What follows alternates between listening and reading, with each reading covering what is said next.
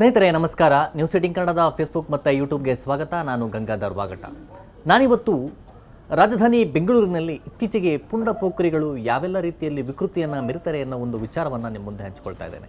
ಪ್ರಮುಖವಾಗಿ ಶಾಲೆಗಳಾಗಿರ್ಬೋದು, ಕಾಲೇಜುಗಳ ಬಳಿ ಆಗಿರ್ಬೋದು, ಅಥವಾ ರಸ್ತೆಗಳಲ್ಲಿ ನಡೆದು ಹೋಗ್ತಾ ಇರುವಂತಹ ಯುವತಿಯರ ಬಳಿ ಅಸಭ್ಯವಾಗಿ ವರ್ತನೆ ಮಾಡುವಂಥದ್ದು, ತಮ್ಮ ಖಾಸಗಿ ಅಂಗಗಳನ್ನು ಪ್ರದರ್ಶನ ಮಾಡಿ ಅಲ್ಲಿಂದ ಓಡುವಂಥ ಒಂದು ವಿಕೃತ ಮನಸ್ಸಿನ ಉಳ್ಳವರಂಥ ಒಂದು ವಿಚಾರವನ್ನು ನಿಮ್ಮ ಮುಂದೆ ಹಂಚಿಕೊಳ್ತಾ ಇದ್ದೇನೆ. ಸ್ನೇಹಿತರೆ, ನಿಮಗೆಲ್ಲರೂ ಕೂಡ ಗೊತ್ತಿರುವಂತೆ ಸೋಷಿಯಲ್ ಮೀಡಿಯಾಗಳಲ್ಲಿ ಇತ್ತೀಚೆಗೆ ಭಾರಿ ವೈರಲ್ ಆಗ್ತಾ ಇರುವಂಥದ್ದು ವಿಚಾರ ಅಂತಂದರೆ, ವಿವಿಪುರಂ ಪೊಲೀಸ್ ಠಾಣಾ ವ್ಯಾಪ್ತಿಯಲ್ಲಿ ಅಲ್ಲಿ ಖಾಸಗಿ ಕಾಲೇಜಿನ ಬಳಿ ಯುವತಿಯರಿಬ್ಬರು ಹೋಗುವಂತಹ ಸಂದರ್ಭದಲ್ಲಿ ಅಲ್ಲಿ ಬಂದಂತಹ ವ್ಯಕ್ತಿ ತನ್ನ ಮರ್ಮಾಂಗವನ್ನು ತೋರಿಸಿ ಅಲ್ಲಿಂದ ಎಸ್ಕೇಪ್ ಆದಂಥ ವಿಚಾರ. ಜೊತೆಗೆ ಕೇವಲ 24 ಗಂಟೆಗಳಲ್ಲಿ ಪ್ರಕರಣವನ್ನು ದಾಖಲು ಮಾಡಿಕೊಂಡಂತಹ ಪೊಲೀಸರು ಆರೋಪಿಯನ್ನು ಬಂಧನ ಮಾಡಿದರು.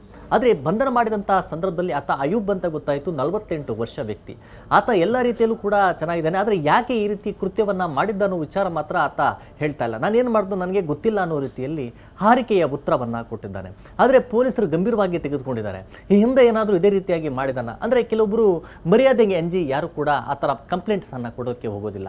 ಕೆಲವೊಬ್ಬರು ಮಾತ್ರ ಈ ರೀತಿ ಕ್ರಮ ಆಗಬೇಕು ಅನ್ನೋ ನಿಟ್ಟಿನಲ್ಲಿ ಪೊಲೀಸ್ ಠಾಣೆಗಳಿಗೆ ಹೋಗ್ತಾರೆ, ಪ್ರಕರಣವನ್ನು ಕೂಡ ದಾಖಲು ಮಾಡ್ತಾರೆ, ಕೋರ್ಟು ಕೇಸು ಈ ಥರ ಅಲಿತಾ ಇರಬೇಕು, ಸ್ಟೇಷನ್ ಹತ್ರ ಕಂಪ್ಲೇಂಟ್ ಕೊಟ್ಟರೆ ಅಂತೇಳಿ ಈ ಥರ ವಿಕೃತ ಮನಸ್ಸಿನ ಏನಾದರೂ ಅಸಭ್ಯವಾಗಿ ವರ್ತನೆ ಮಾಡಿದಂಥವ್ರ ವಿರುದ್ಧ ಅಲ್ಲೇ ಜನ ಮರೆಯುವಂತಹ ಕೆಲಸವನ್ನು ಮಾಡ್ತಾರೆ. ಆದರೆ ಇನ್ನಾದರೂ ಜನ ಎಚ್ಚೆತ್ತುಕೊಳ್ಬೇಕು. ಅದರಲ್ಲಿ ಮಹಿಳೆಯರು, ಯುವತಿಯರು, ಕಾಲೇಜಿಗೆ ಹೋಗುವಂಥ ಎಲ್ಲರೂ ಕೂಡ ವಿದ್ಯಾಭ್ಯಾಸ ಮಾಡಿರ್ತೀರಿ, ಎಲ್ಲರೂ ಕೂಡ ಎಜುಕೇಷನ್ ಇರುವಂಥವ್ರೆ. ಆದರೆ ಇಂತಹ ಒಂದು ಸಂದರ್ಭದಲ್ಲಿ ಇಂತಹ ಕ್ರಿಮಿಕೀಟಗಳೇನಿರ್ತಾರೆ, ಇಂತಹ ಕ್ರಿಮಿ ಬುದ್ಧಿ ಉಳ್ಳವಂಥವ್ರು ಏನಿರ್ತಾರೆ, ಅಸಭ್ಯವಾಗಿ ವರ್ತನೆ ಮಾಡುವಂಥ ವಿಕೃತಿ ಮನಸ್ಸಿ ಉಳ್ಳವಂಥವ್ರು ಯಾರಿರ್ತಾರೆ, ಅಂಥವ್ರಿಗೆ ಪಾಠ ಕಲಿಸುವಂಥ ಮೊದಲು ನೀವಾಗಬೇಕು. ಅದರಲ್ಲಿ ಮಹಿಳೆಯರಾಗಿರ್ಬೋದು, ಯುವತಿಯರಾಗಿರ್ಬೋದು, ನಿಮ್ಮ ಸುತ್ತಮುತ್ತಲಿನ ವಾತಾವರಣದಲ್ಲಿ ಅಲ್ಲಿ ಕಲುಷಿತವಾಗಿದ್ದು ಅಂದರೆ ಕಾಲೇಜುಗಳ ಬಗ್ಗೆ ರ್ಯಾಗಿಂಗ್ ಮಾಡುವಂಥ ವಿಚಾರಗಳಾಗಿರ್ಬೋದು, ಅಥವಾ ರಸ್ತೆಗಳಲ್ಲಿ ಹೋಗ್ತಾ ಇರುವಂಥ ಸಂದರ್ಭದಲ್ಲಿ ನಿಮ್ಮ ಬಳಿ ಅಲ್ಲಿ ಕಿರುಕುಳ ಕೊಡುವಂಥದ್ದು, ಮತ್ತು ಅಸಭ್ಯವಾಗಿ ವರ್ತನೆ ಮಾಡುವಂಥದ್ದು, ಲೈಂಗಿಕ ಕಿರುಕುಳ ಕೊಡುವಂಥ ವಿಚಾರಗಳು ಏನೇ ಇದ್ದರೂ ಸಹ ನೀವು ಅಲ್ಲಿ ಧೈರ್ಯವಂತರಾಗಬೇಕು.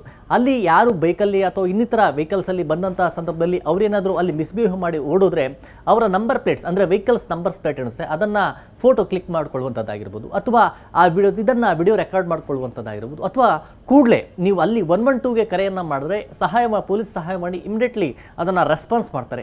ಹೊಯ್ಸಳ ವ್ಯಾನ್ ವಿತಿನ್ ಮಿನಿಟ್ಸಲ್ಲಿ ಅಲ್ಲಿ ಸ್ಪಾಟ್ಗೆ ರೀಚ್ ಆಗ್ತಾರೆ. ನೀವು ಅವರಿಗೆ ಮಾಹಿತಿಯನ್ನು ಕೊಟ್ಟರೆ ಇಮಿಡಿಯೇಟ್ ಅವರು ವೆಹಿಕಲ್ ಮೂವ್ಮೆಂಟ್ ಎಲ್ಲೇ ಹೋಗ್ತಾ ಇದ್ರು ಕೂಡ ಅದು ಟ್ರಬಲ್ ಲೊಕೇಶನ್ ಟ್ರ್ಯಾಕ್ ಮಾಡಿ ಅಂಥವರನ್ನು ಬಂಧನ ಮಾಡುವಂಥದ್ದು, ಬಿಸಿ ಮುಟ್ಟಿಸುವಂಥ ಕೆಲಸಗಳು ಕೂಡ ಆಗುತ್ತೆ.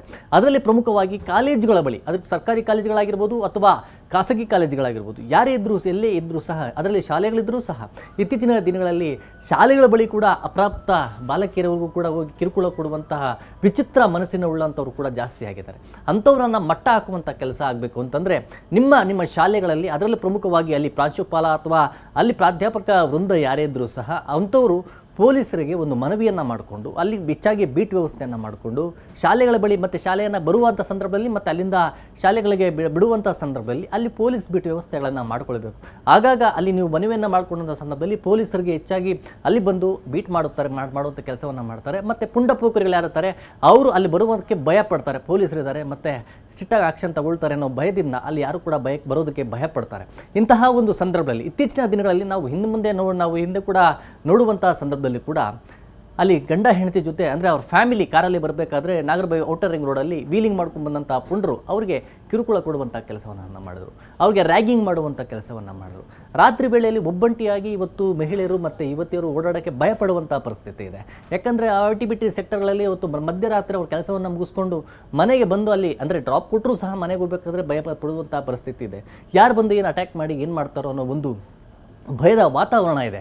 ಇವತ್ತು ಪೊಲೀಸ್ ಇಲಾಖೆ ಕೂಡ ಈ ಒಂದು ನಿಟ್ಟಿನಲ್ಲಿ ಇವತ್ತು ನಿರ್ಭಯ ಯೋಜನೆ ಅಡಿ ಮಹಿಳೆಯರ ಸುರಕ್ಷತಾ ದೃಷ್ಟಿಯಲ್ಲಿ ಸಾಕಷ್ಟು ಒಂದು ಸುರಕ್ಷತಾ ವ್ಯವಸ್ಥೆಗಳನ್ನು ಇವತ್ತು ಬೆಂಗಳೂರಲ್ಲಿ, ಅದರಲ್ಲಿ CCTVಗಳು ಮತ್ತು ಬೇರೆ ಬೇರೆ ರೀತಿಯಲ್ಲಿ ನಿಮ್ಗೇನೇ ಸಮಸ್ಯೆ ಆದರೂ ಕೂಡ 112ಗೆ ಕರೆ ಮಾಡಿ ಅನ್ನೋ ನಿಟ್ಟಿನಲ್ಲಿ ಪೊಲೀಸ್ ಇಲಾಖೆ ಎಲ್ಲ ರೀತಿಯಲ್ಲೂ ಕೂಡ ವ್ಯವಸ್ಥೆಯನ್ನು ಮಾಡಿಕೊಂಡಿದೆ. ಅದೇ ರೀತಿಯಾಗಿ ನಾವು ಉಪಯೋಗ ಮಾಡ್ಕೊಳ್ಬೇಕು. ಸದುಪಯೋಗ ಮಾಡಿಕೊಂಡಂತಹ ಸಂದರ್ಭದಲ್ಲಿ ಆ ಒಂದು ಕ್ರಿಮಿಗಳಿರ್ತಾರೆ, ಈ ರೀತಿಯ ವಿಕೃತಿಯ ಮನಸ್ಸುಗಳ ಉಳ್ಳವರು ತರ್ತಾರೆ, ಅಂಥವ್ರಿಗೆ ಬಿಸಿ ಮುಟ್ಟಿಸುವಂತಹ ಕೆಲಸ ಆಗುತ್ತೆ.